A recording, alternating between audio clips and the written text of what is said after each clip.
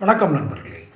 நடிகர் வடிவேலுடைய ஒரு நகைச்சுவை காட்சி தான் இப்போ ஞாபகம் வருது. இன்றைக்கி ஸ்டாலின் சொன்ன ஒரு பதிலை வச்சு. அது என்ன, ஸ்டாலின் என்ன சொன்னார்னு முதல்ல சொல்லிடுறேன். காங்கிரஸ் கட்சி அவங்களுடைய முக்கிய நிர்வாகிகளோட கூட்டம் நேற்று டெல்லியில் நடந்துச்சு. அதில் நம்ம சில விஷயங்களை விவாதிச்சிருக்காங்க. அதை நம்ம வீடியோ நம்மளே பதிவு போட்டிருந்தோம். ஆட்சியில் பங்கு கேட்கணும், அதிக இடங்கள் கேட்கணும், தொகுதி பங்கீடு பேசணும், ஒரு குழுவை அமைங்க. இன்னும் திமுகலேருந்து குழுவே அமைக்கலை, எப்படி நாங்கள் பேசுகிறது அப்படின்னு. அப்போ ஆட்சியில் பங்கு கேட்குறது அப்படிங்கிறது தமிழ்நாட்டுக்கு ஒத்து வராது அப்படின்னு ஸ்டாலின் இன்றைக்கி பதில் சொல்லியிருக்காரு.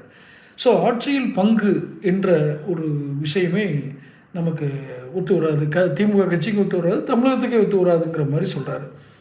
அதுக்கு முன்னாடி 2 நாளைக்கு முன்னாடி அந்த அமைச்சர் ரகுபதினு ஒரு அறிவாளி இருக்கார் இல்லையா, கோயிலையும் சுடுகாட்டையும் ஒன்றா வச்சு பேசின ஒரு பெரிய புத்திசாலி, அவர் சொன்னார், டெல்லி பாதுஷாக்களுக்கு நாங்கள் அடிபணிய மாட்டோம் அப்படின்னு.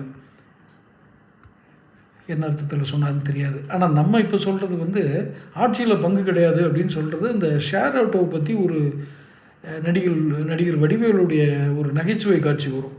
ஷேர் ஆட்டோனா என்னன்னு வடிவேல் இன்னொரு நடிகர்கிட்ட கேட்பார். அந்த காட்சியில் எல்லோரும் அந்த ஷேர் ஆட்டோவில் பயணம் பண்ணுற எல்லோரும் கொடுக்குற காசை கடைசியாக ஒருத்தர் இந்த ஷேர் ஆட்டோவில் ஏறான்ல அவங்ககிட்ட பிரித்து கொடுப்பாங்க. அந்த ஆட்டோ ஓட்டுறவர் கொடுப்பாரு. அதுக்கு பேர் தான் ஷேர் ஆட்டோ. கடைசியாக யார் ஏறுறாங்களோ, 10 பேர் ஏறுறாங்கன்னா 10வது ஆளுக்கு அந்த ஷேரை பிரித்து கொடுப்பாங்கன்னு சொல்லுவார். வடிவேல் அதை நம்பி ஏறிடுவார். 10வது ஆள் ஏறிடுவார். ஒவ்வொரு இடத்துலையும் இறங்கிட்ட காசை வாங்கி டிரைவர்கிட்ட கொடுப்பாரு.